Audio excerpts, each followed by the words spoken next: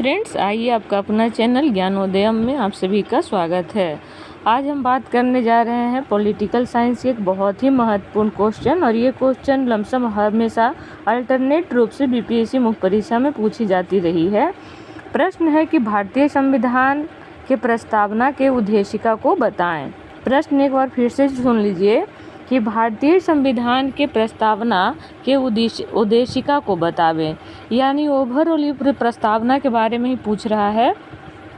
तो हमने इसमें पूरा चीज़ को इंक्लूड कर दिया। अब चाहे इसमें अगर आप पूछ दें कि भारतीय संविधान के दर्शन बताएं तो भी आप लिख सकते हैं, भारतीय संविधान के महत्व बताएं तो भी आप लिख सकते हैं, भारतीय संविधान की प्रकृति बताएं तो भी आप लिख सकते हैं। तो आइए अब एक एक करके देखते हैं उत्तर प्रारूप को कि कैसे लिखना चाहिए। भारतीय संविधान की प्रस्तावना का तात्पर्य संविधान के उद्देश्यों, लक्ष्यों, आदर्शों तथा आधारभूत सिद्धांतों से है, जिसमें संविधान को आत्मार्पित करने की तिथि 26 नवंबर 1949 का उल्लेख किया गया है। प्रख्यात न्यायविद और संवैधानिक विशेषज्ञ ए नेपालकीवाला ने प्रस्तावना को संविधान का परिचय पत्र कहा है। क्या है कि यदि आप पॉलिटिकल साइंस के प्रश्न लिख रहे हैं तो उससे अगर आप अनुच्छेद से या फिर किसी संविधान विशेषज्ञ की कोट कहीं कहीं डालते हैं तो इससे आपके उत्तर को वैल्यू बढ़ जाता है। तो एक बार फिर से सुन लीजिए कि भारतीय संविधान की प्रस्तावना का तात्पर्य संविधान के उद्देश्यों, लक्ष्यों, आदर्शों तथा आधारभूत सिद्धांतों से है, जिसमें संविधान को आत्मर्पित करने की तिथि, आप तिथि को कोष्टक में लिखेंगे, 26 नवंबर 1949 का उल्लेख किया गया है। प्रख्यात न्यायविद और संवैधानिक विशेषज्ञ ए नेपालकीवाला ने, और किसी भी कोट को लिखे तो जिनका नाम के बाद इन्वर्टेड कॉमा लगाना आवश्यक होता है। ये सब छोटी छोटी बातें हैं जो हर कोई नहीं बताएगा, लेकिन मैं चाहती हूँ कि आप सबका रिजल्ट हो और आप लोग अच्छा नंबर लेकर के आए मुख्य परीक्षा में। तो किसी का को नाम के बाद कोटेशन को ना इन्वर्टेड कॉमा से स्टार्ट करना चाहिए। अब पुनर्विराम लगाने के बाद इन्वर्टेड कॉमा को बंद कर देना चाहिए। प्रस्तावना को संविधान का परिचय पत्र कहा है। ये छोटा सा हमारा भूमिका हो गया। अब चलिए आगे। 13 दिसंबर 1946 को पंडित जवाहरलाल नेहरू द्वारा संविधान सभा में उद्देशिका को प्रस्तुत किया गया, जिसे 22 जनवरी 1947 को संविधान सभा द्वारा पारित किया गया। भूमिका के बाद आपने छोटा सा बता दिया कि कब इसे पारित किया गया और कब इसे प्रस्तुत किया गया था। प्रस्तावना का विचार अमेरिका से लिया गया है, जबकि प्रस्तावना की भाषा ऑस्ट्रेलिया के संविधान से प्रेरित है। आपने ये भी बता दिया कि प्रस्तावना का जो भाषा है वो ऑस्ट्रेलिया से, जबकि इसके जो विचार है वो अमेरिका से लिया गया है। अब प्रश्न के उत्तर प्रारूप को आगे बढ़ाते हैं कि संविधान के प्रस्तावना का उद्देश्य, जिसे 4 भागों में बांटा जाता है: न्याय, स्वतंत्रता, समता और बंधुत्व। न्याय को यदि हम देखते हैं तो हमारे संविधान में न्याय का विशिष्ट महत्व है, क्योंकि संविधानविद पहले से ही परिचित थे कि न्याय के द्वारा ही लोकहित की वृद्धि हो सकती है। अतः सामाजिक, आर्थिक, राजनीतिक न्याय की स्थापना करना राज्य का पवित्र कर्तव्य माना जाएगा। अब हमारे जैसे कि आप सभी को ज्ञात है कि प्रस्तावना में 3 तरह के न्याय का उल्लेख किया गया है। तो आइए इसे एक एक करके देखते हैं। सामाजिक न्याय। सामाजिक न्याय से तात्पर्य मानव के बीच में जाति, वर्ण के आधार पर भेदभाव न माना जाए। जैसे अनुच्छेद 17 में अस्पृश्यता का अंत। भारतीय संसद ने निषेध अधिनियम 1955 के द्वारा इसे दंडनीय अपराध माना। दूसरा अनुच्छेद 18 उपाधियों का अंत। राज्य, सैन्य और शैक्षिक क्षेत्र के अतिरिक्त कोई उपाधि प्रदान नहीं करेगा। उसके बाद है अनुच्छेद 41 कुछ दशाओं में काम, शिक्षा और लोक सहायता पाने का अधिकार।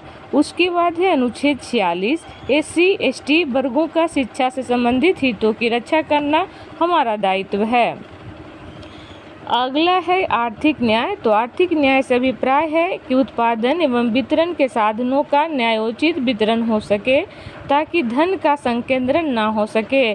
कहने का मतलब है कि हमारे यहाँ जो उपलब्ध संसाधन उसको इस तरह वितरण किया जाए जिससे सभी के पास एक रूपता में प्राप्त हो सके, ना कि किसी के पास ज़्यादा किसी के पास कम। हालांकि अगर आप इसे अपडेट करना चाहें तो दिखा सकते हैं। असमानता यदि आलोचना करने को कहा जाए तो हाँ, आप हमारे यहाँ एक रिपोर्ट प्रदर्शित की जाती है। रिपोर्ट का नाम है ऑक्सफैम रिपोर्ट। तो आप उस रिपोर्ट का सहारा लेकर के इसे हाँ दिखा सकते हैं। लेकिन हाँ, यदि निगेटिव दिखाना हो तो अनुच्छेद 39B समान कार्य के लिए समान वेतन और अनुच्छेद 39C संसाधनों का उचित वितरण, ये हमारे संविधान में प्रावधान दिए गए हैं। अगला है कि राजनीतिक न्याय। तो राजनीतिक न्याय का अर्थ राज्य के अंतर्गत समस्त नागरिकों को समान रूप से नागरिक और राजनीतिक अधिकार प्राप्त हो, चाहे वह राजनीतिक दफ्तरों में प्रवेश की बात हो या अपनी बात सरकार तक पहुंचाने की। जैसे अनुच्छेद 14 से 18 समता का अधिकार राजनीतिक न्याय के आधार है। समता का अधिकार जो कि ब्रिटेन से लिया गया है, जबकि संरक्षण USA से लिया गया है। अनुच्छेद 326 जिसमें वयस्क मताधिकार का प्रावधान किया गया है। कहा जाता है कि चाहे आप कितना भी बड़ा आदमी हो, चाहे कितना भी छोटा, आप केवल और केवल एक ही मत का प्रयोग कर सकते हैं। अनुच्छेद 325 कोई भी व्यक्ति केवल धर्म, मूल वंश, जाति के आधार पर निर्वाचन में भेदभाव नहीं किया जा सकता है। अगला है स्वतंत्रता। तो नागरिकों को ऐसे स्वतंत्रता को अधिकार प्रदान किए गए हैं जिससे वे अपना समग्र विकास कर सके, जिसे दो रूपों में देखा जा सकता है, नागरिक स्वतंत्रता और राजनीतिक स्वतंत्रता। नागरिक स्वतंत्रता के अंतर्गत विचार अभिव्यक्ति जिस आर्टिकल 15 में देखा जा सकता है, भाषण और संघ बनाने की शक्ति जिस आर्टिकल 19 में देखा जा सकता है, नागरिक संपत्ति रखना आदि नागरिक स्वतंत्रताएं हैं। जबकि मतदान में भाग लेना, प्रतिनिधियों को चुनना, निर्वाचन में खड़ा होना, सार्वजनिक पद पर नियुक्ति का अधिकार, सरकारी नीतियों का आलोचना करना इत्यादि राजनीतिक स्वतंत्रता है।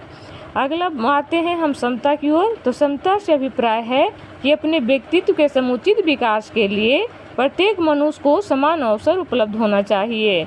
जैसे धर्म, जाति, वंश के आधार पर मनुष्य में अंतर नहीं होना चाहिए। सभी नागरिकों को देश के शासन विधान में समान भाग मिलना चाहिए। लिंग, नस्ल अथवा संपत्ति के आधार पर राजनीतिक अधिकारों का निषेध नहीं होना चाहिए। राज्य, योग्यता और समान श्रम के लिए वेतन भी समान होना चाहिए। एक मनुष्य को दूसरे मनुष्य का अथवा एक वर्ग की दूसरे वर्ग का आर्थिक शोषण करने का कोई अधिकार नहीं होना चाहिए। हमारे संविधान की प्रस्तावना में नागरिकों को स्थान और अवसर की ही समता प्रदान की गई है, जो अत्यंत विस्तृत है। तो ये रहा हमारा समता, जो लास्ट में है बंधुत्व। तो भारत के सभी नागरिकों के मध्य एक होने का भाव को जागृत करता है और सर्वमान भाईचारे का भाव का विकास करना बंधुत्व कहलाता है। उदाहरण के रूप में देखा जा सकता है जैसे व्यक्ति की गरिमा को सुनिश्चित करना, आर्टिकल 21, देश की एकता और अखंडता को सुनिश्चित करना। यहाँ बता देते हैं, एकता मनोवैज्ञानिक संकल्पना है जो नागरिकों के बीच एक होने की भावना को बढ़ावा देती है, जबकि अखंडता एक भौगोलिक संकल्पना है जो इस बात पर जोर देती है कि भारत का क्षेत्र या भूभाग उससे अलग नहीं है। इसे यदि आप अपडेट करना चाहें तो जितने भी ऑपरेशन भारत सरकार द्वारा चलाए गए हैं आर्टिकल 51 के सबसेक्शन ए के तहत, जैसे operation Ganga, operation Kaveri, operation दोस्त, ऑपरेशन इंद्रवती, जो भी एक्स्ट्रा इत्यादि, तो इन सब चीज़ों को आप डाल सकते हैं। चलिए, तो आज का हम यहीं इसको रखते हैं। तो ये था उद्देशिका ओवरऑल। इसमें हमने न्याय, स्वतंत्रता, समता और बंधुत्व को बताया। यदि आप सबों को डिमांड हो तो हम इसके प्रकृति पे लेकर के इसके प्रकृति पर लेकर के एक उत्तर हम आपके समझ आएंगे और एक दर्शन पे करा देंगे, और दर्शन के साथ ही हम इम्पोर्टेंस को भी इंक्लूड कर देंगे, क्योंकि जहाँ तक मुझे ज्ञात है बीपीएससी से अभी तक लगातार इतने ही क्वेश्चन पे सवाल आए हैं। हाँ, धर्मनिरपेक्षता और समाजवादी को लेकर के 68वीं बीपीएससी या 69 बीपीएससी में शॉर्ट क्वेश्चन में पूछा गया है। तो मौका मिलता है, और यदि आप लोगों का डिमांड हो तो मैं ज़रूर इन सारे प्रश्नों के उत्तर को एक एक करके करवा दूंगी। तो आप लोग अपना डिमांड हमारे समक्ष रखें, हम इसे पूरा करने की जिम्मेदारी हमारी रहेगी। चलिए, तो इसी के साथ आज का ये वीडियो क्लिप समाप्त करते हैं। जय हिंद, जय भारत।